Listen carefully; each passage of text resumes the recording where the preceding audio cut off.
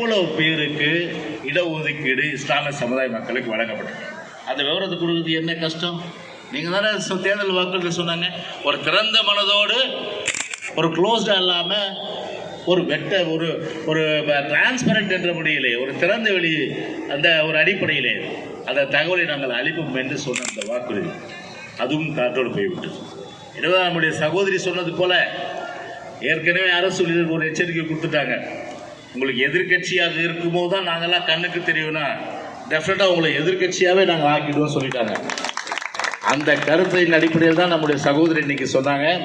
அதனால் இஸ்லாமிய சமுதாய மக்களுக்கு வேண்டுகோள் விடுப்பது, கண்டிப்பாக இந்த அரசை பொறுத்தவரை எவ்வளவுதான் கத்தினாலும் கூச்சலிட்டாலும் செவிடங்காதல் ஊதுன சங்கு தான். இன்னைக்கு கூட பாருங்க, காட் இஸ் கிரேட் என்று சொல்லக்கூடிய அளவிற்கு மழை வரும்னு சொன்னாங்க. ஆனால் இன்னைக்கு இயற்கை நமக்கு கை கொடுக்குது. உங்கள் போராட்டத்திற்கு இயற்கை இன்றைக்கு கடவுள் நமக்கு துணை இருக்கிறாரு. எனவே அந்த வகையிலே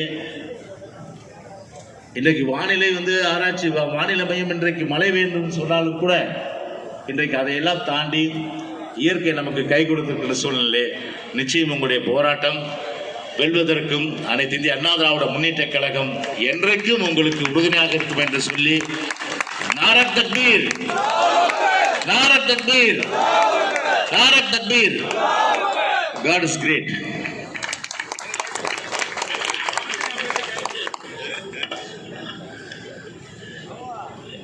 இந்த பகுதியில் நிற்கக்கூடிய என்னுடைய உறவுகளுக்கு, எப்பவுமே நம்ம உறவுகளாக இருக்கிறோம், எல்லாரும் முன்னாடி நிற்கணும்னு நினைக்கிறதோட முன்னாடி இருக்கிறவங்களை மறைச்சிக்கிட்டு நிற்கணும்னு நினைக்காதீங்க. தயவுசெய்து பின்னாடி போயிருங்க, ஓரமாக ஒதுங்கி அப்படியே பின்னாடி போயிருங்க.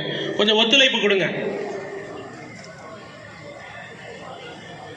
அடுத்தபடியாக தமிழ் தேசிய விடுதலை இயக்கத்தினுடைய பொதுச் செயலாளர் அருமை தோழர் தியாகு அவர்களை உரையாற்ற வருமாறு அன்போடு அழைக்கின்றேன்.